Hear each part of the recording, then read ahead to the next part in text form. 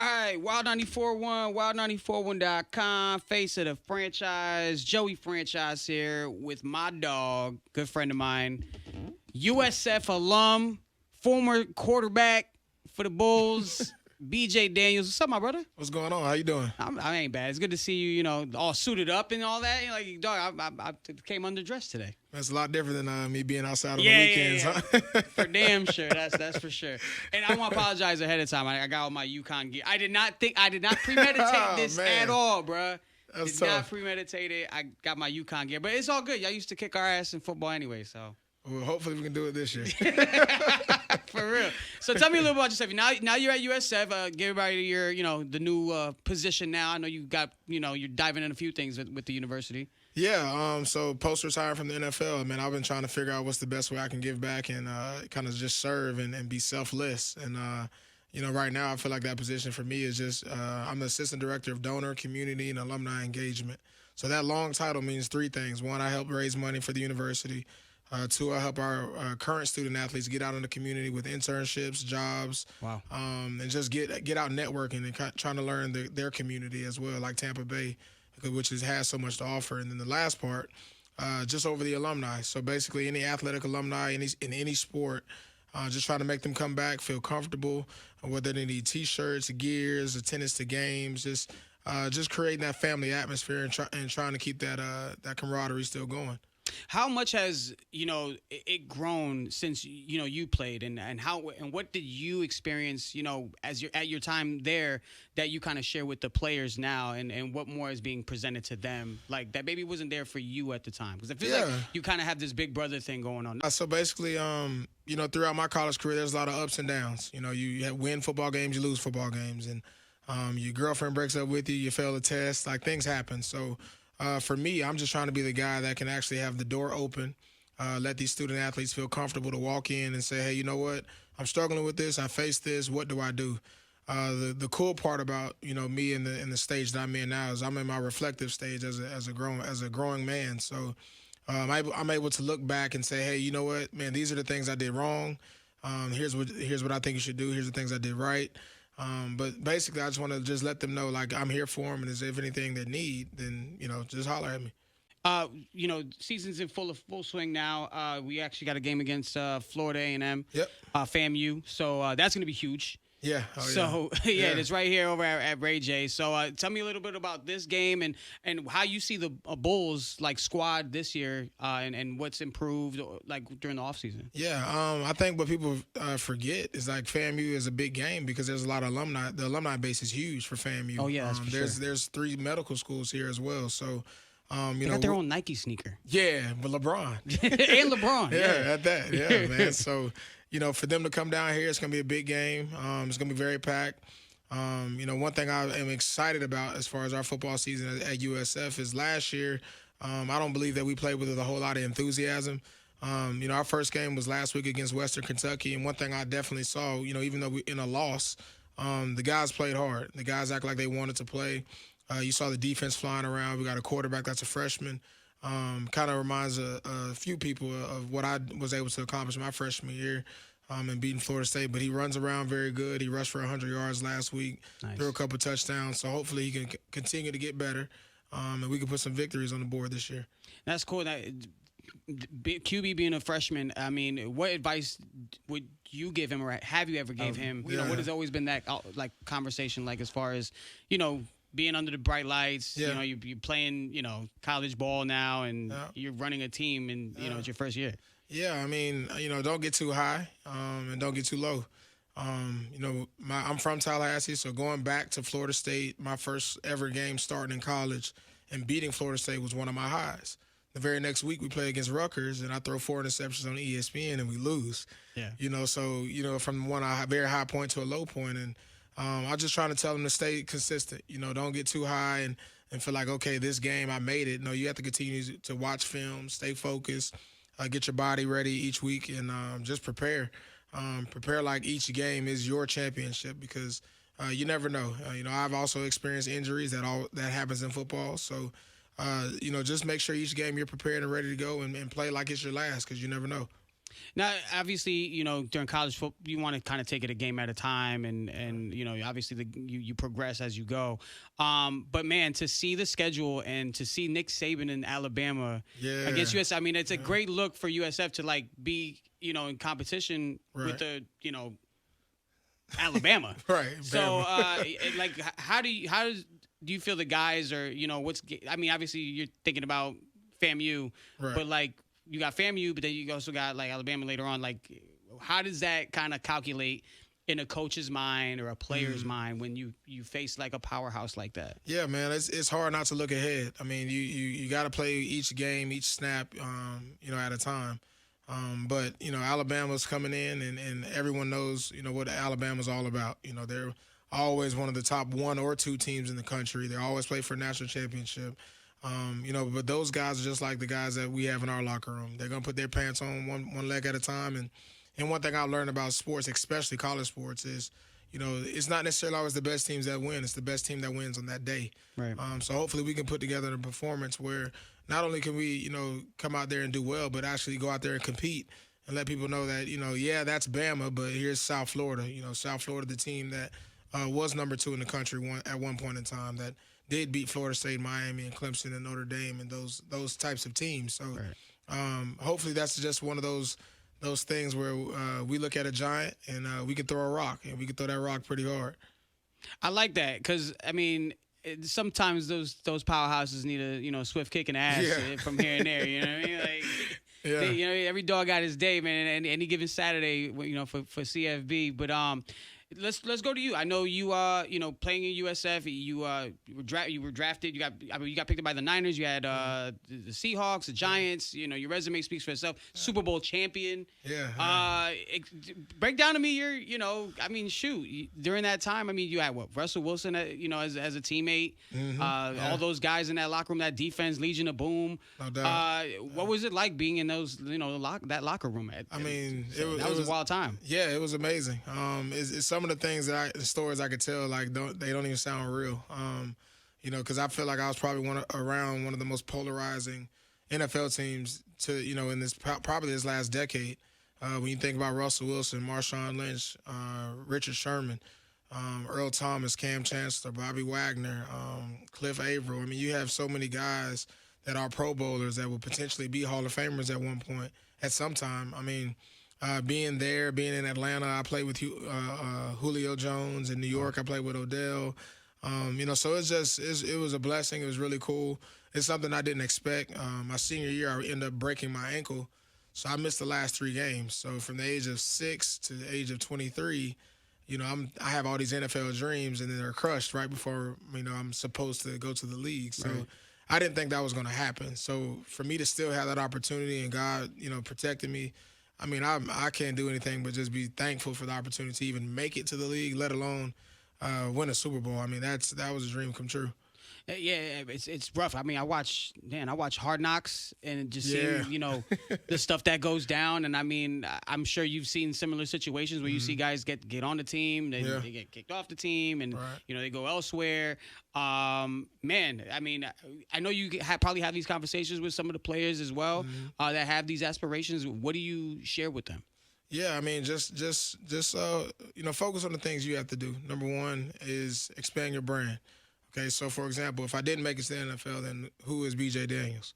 What does he represent? Is it his family? Is it his school? Is it his church? Is it, what he wants to do for a living? You got to find who you are before you sit out here and say, I'm just a football player. Because one thing about it is football ends for somebody somewhere all the time. I wouldn't care who you are. Tom Brady had a great career. Football ended. And now what's next for him? So he's done well enough to be able to branch out and have different businesses and entities and things like that. But it ends for everybody. So, just kind of focus on who you want to be, who you want to become, and let football be, something that you do, not who you are. If it wasn't for football, what else would B.J. Daniels be doing? I don't know, man. What was the other aspirations you had probably growing up? Okay, so I wanted to be a DEA FBI agent. Wow, okay. Undercover, wear a suit, have a gun on my hip, and all that kind of stuff. And it was funny because I actually was getting ready to potentially go into the academy because it was right in that transition. I was hurt. I broke my ankle. I didn't know if I was going to make it to the NFL or not. And I just remember speaking to a DEA agent. He was like, you wouldn't be a good candidate. I was like, why? He's like, well, because people will recognize your face. They can Google you. So you'll completely screw the mission over. Like, this man's been on TV. This guy's playing football covers on TV. blown. Like, don't even try that. So, one dream was crushed when I turned 23. That's insane. I had no idea. That's insane, dog. We're with BJ Daniels, man. Bro, I got to get it deep into it. I know NFL season's on the way, too. Russell Wilson is a guy you played with. I just saw Sean Payton tell Russell, get real aggressive and tell him, hey, stop kissing babies and a bunch of other things after that. But is Russell too nice? Like I don't know how what the line of communication is now with him, but is he, from what you know, is he just too nice, or is that for the cameras? Is he a dog on the field? I mean, the person that you see is who he is. I mean, he's very consistent. I will say that about him. One thing that I know a lot of people want to see, or fans want to see, is they want to see a dog on the field. They want to see somebody that get up in your face, and that's just not his demeanor. That's not who he is. But I understand Sean Payton's viewpoint of it. If you're doing all of that stuff, kissing babies, make sure you're also handling your business. So if he's not handling his business, then that obviously will raise flags like, hey, you're doing this, but are you handling what you need to handle? Because he has a huge platform. I mean, no matter what he does off the field, he still has to perform on the football field. Right. So. And who do you like this year as far as NFL? I'm going with the Ravens. You going to Ravens? I'm going with the Ravens. I mean, Odell's obviously a former teammate of mine. I love the way Lamar Jackson plays the game. I have a big weakness for mobile quarterbacks. And they got a high-powered offense as well. Nelson Aguilar, Tampa native, he's with the team as well. So I really hope they can do their thing this year. I hope so too. I actually like that Zay Flowers kid too. I think he might be a fantasy football pickup for me 100%. this year. I definitely need that man on my squad. The cultures I feel like are so different between football. I mean, college football and NFL.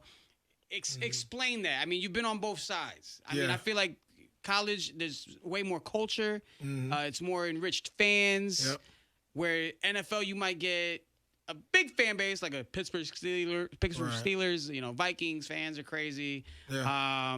You got other fair weather fans around the league, but explain the difference between two cultures. Yeah, I mean, so college, I think you got your mom, your mom's mom, your mom's sister, your mom's auntie, cousin. They all went to one school. They met your dad at that school, and then it's just a tradition, and it grows within the family.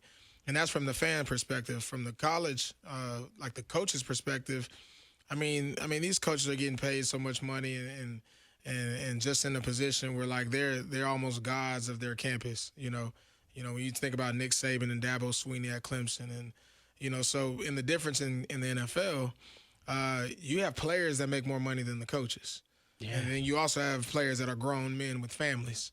So that dynamic changes. You now hear players talking to coaches a little different. It's not always the yes sirs and things like that. We're both on the same level trying to feed our family. And that player could make more money than that coach. So it's more of a relationship than it is as a coach to player, where I'm in the NFL, that coach is telling them what to do. Yeah. I mean, you imagine Marshawn, right? Marshawn Lynch. There's not many coaches that I know that's going to just, dog cuss him and get in his face, because he already has a job that he needs to do and perform for his family. So you're going to get the best out of him, because it's a big deal and it means a lot. But, I'll never forget the Super Bowl that I've been to 3 Super Bowls. I lost 2, so Tom Brady owes me 2. Shout out to him. But it's interesting. The ones we lost, I saw the players completely just lose it. Were completely upset. Probably were saying any and everything they wanted to say and act however they wanted to act, because this was their livelihood. This wasn't them on scholarship for 4 years where they get to come back. Right. Like you said in the league, I mean, they can cut you tomorrow. So these opportunities are very rare, and if you ever have that opportunity to make it, you want to be successful in that. I gotta ask, because I'm a huge Tom Brady fan. Okay. I'm from New England. I'm Connecticut. How majestic is he to watch on the field? The majestic part's crazy. I'm sorry. No, he's awesome, man. He really is. It's definitely something amazing to watch. there was one point in time in his career that I thought if the play didn't work, it's everybody else's fault except for his. Wait, were you at the one? Were you in the bowl? Were you at the bowl? Yeah, you were in the bowl. Yes, I was. We didn't get the ball to Marshawn on the 1 yard line. I was that one, and I was the one. How pissed were you at Pete Carroll for that call? I mean, it's hard, man. You spend summer training camp, 2 days, this entire football season of the NFL, which is 17 weeks, then 4 more weeks in the playoffs, and now we're on the 1 yard line. And we got the best back in the league, the biggest back in the league, beast mode. I mean, it's like, it's hard to fathom. Like, why not? Why not give him the ball, Yeah. So it was tough. I couldn't believe that as a Patriot. I was like, whoa, what's going on here? Yeah. This is nuts. Oh, yeah. Do you think that's what kind of started to taint the relationship maybe between Russell and 100%. 100%. Yeah, that was a very crucial moment. And at the end of the day, everyone on our team felt confident that if you give the ball to Marshawn 3 or 4 times in a row, he's going to get 1 yard, And if he doesn't, shout out to the Patriots. They did their thing to not allow Marshawn to get a yard, So, it was. I think that was probably the end of the dynasty. I believe Marshawn moved on after that to a different team. That's when our Legion of Boom, Sherman and everybody started to trickle away. Cam Chancellor retired. Things just started to deteriorate a little bit. So yeah, that was a big deal. How was it?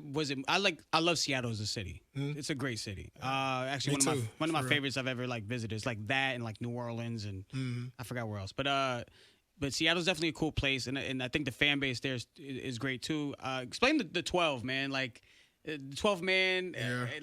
How intense is it? And how did you move around the city? Because I had homies that played in the league. Actually, I had a homie, shout out John Jenkins. He was playing in New Orleans at the time. Okay.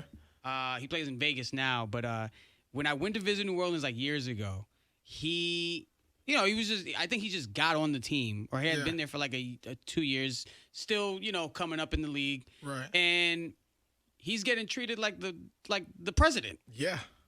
Yeah. And he's like, it's like this for everybody. Yeah. It don't matter what, you got a roster spot on this team. Mm-hmm. You getting treated like president. How was that feeling? Did you get that type of feeling in Seattle?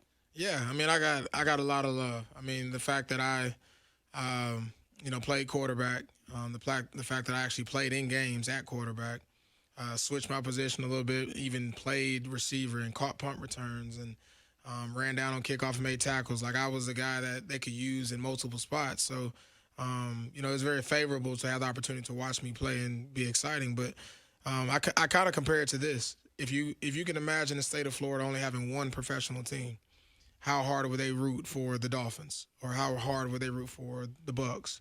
And that's the state of Washington. That's what Seattle's like. There's no other NFL team. You don't have an NBA basketball team in the state of Washington.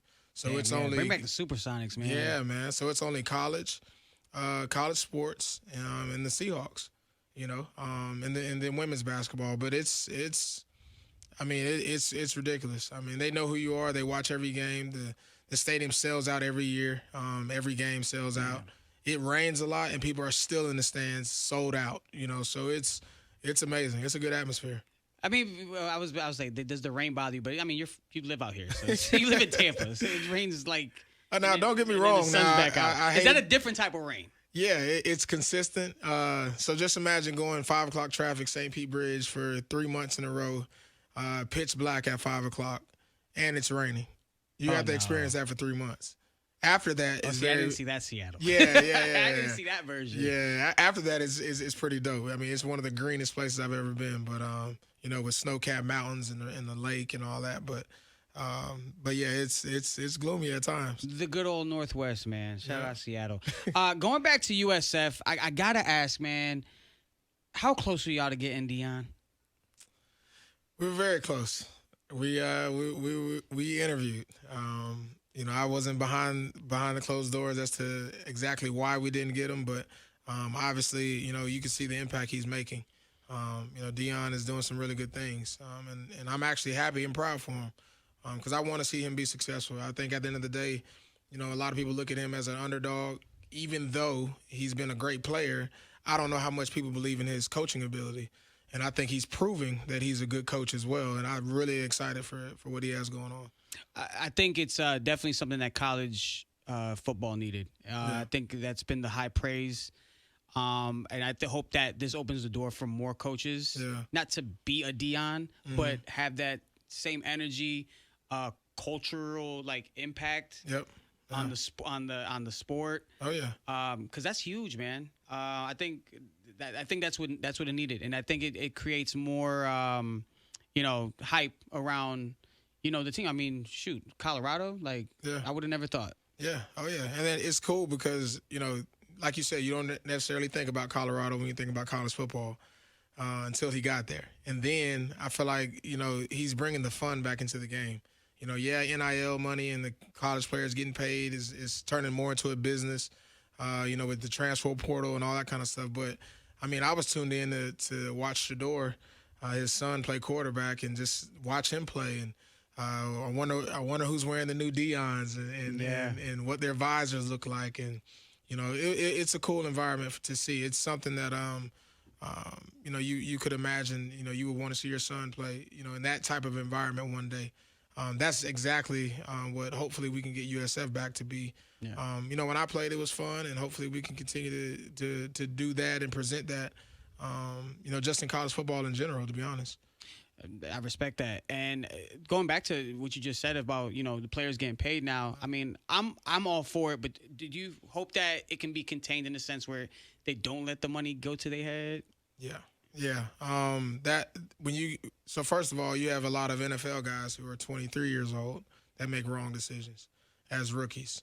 So now you're going to give money to an 18-year-old, and he's his first time away from home. He's going to make some bad decisions. Whether that's, being where he's not supposed to be, but he can afford it. Whether that's causing, disruption within the locker room. Because one thing people don't realize is, in the NFL, everyone gets at least a check. Okay, you also deal with college players where the quarterback might get paid, but the offensive lineman doesn't. All right, so if you're a lineman, okay, well, do I really want to go to bat for this dude? Yeah, I'm not getting the piece of the pie, and I'm the one that's blocking and protecting this guy. So I do think NIL is the Wild Wild West. I think that it should be, controlled and tamed in some capacity. But, I mean, at this point, they let it jump out there so far. I mean, the only way I think it can be regulated is the federal government gets involved. But it's out there. The NCAA can't control it, so it's here. That's nuts. I was watching that Johnny Manziel documentary. Yeah. And I watched Johnny on the field. I wasn't really paying attention. All I did was see him hang with Drake one time or whatever the case was. But to know that he was really out here, had a whole operation. Yeah. Around that. Yeah. And it's mastermind. Yeah. And it's this is what we have today. You know what I mean? In a sense, not, more, structured, but man, it's insane. It's funny though, man. I actually didn't know as deep as his story went until I watched the Netflix series, and I understood it. I mean, I get it. I mean, he talked about how much money that the university was making off of the fact he won the Heisman. He put in all the hard work, all the ticket sales, the jersey sales. He wanted a piece of it. I can't blame him for that because I've been a college athlete where on a Friday night, $5 goes a long way for me. I might go out for free. I've been in that college guy. Yeah, man, that's not easy lifestyle. 50-cent wings, man. Bring that back. No doubt. Yo, no doubt. VJ Daniels, you got the game this Saturday against FAMU. Who's gonna have a better tailgate, man? Oh, it's definitely gonna be us. I know the Bulls need to. First of all, I'm over the Alumni Association, so we have an alumni. That's tailgate. why you here. You here to hey. We showing out. Oh, we definitely showing out. We got the alumni tailgate, all former student athletes. No matter when you play, no matter what sport you play, you're invited. And you got free food. We have different beverages for you. 94.1 will be out there. We're gonna make that happen. And then you also got T-shirts. You get to fraternize and coordinate with all your friends, the people you probably played with, grew up with. So, I mean, it's gonna be a good environment. We got some former NFL guys that made it that'll be out there. Basketball. Tennis, soccer. I mean, it'll be a good networking thing as well because there's a lot of business owners in this community that are USF alum as well. So excited for it and looking forward to it. Favorite go-to tailgate meal? Got to be ribs, man. I love ribs. You don't go to sleep right after ribs? Nah, not for a football game. Now I might have to run to the bathroom, but I ain't going to sleep. All right, quick prediction on the game. What's his final score? Final score. I mean, I can't be too hard on FAMU because I'm from Tallahassee. Yeah. But I'll just say USF is gonna pull it out. How about that? I like that. Yeah. Okay, respect that. And the game kick off at 7. 7 o'clock. All right, we're gonna be there, man. Yeah, BJ Daniels, appreciate you taking the time. Go Bulls. Yes, sir. It's Wild 94.1. Go Bulls.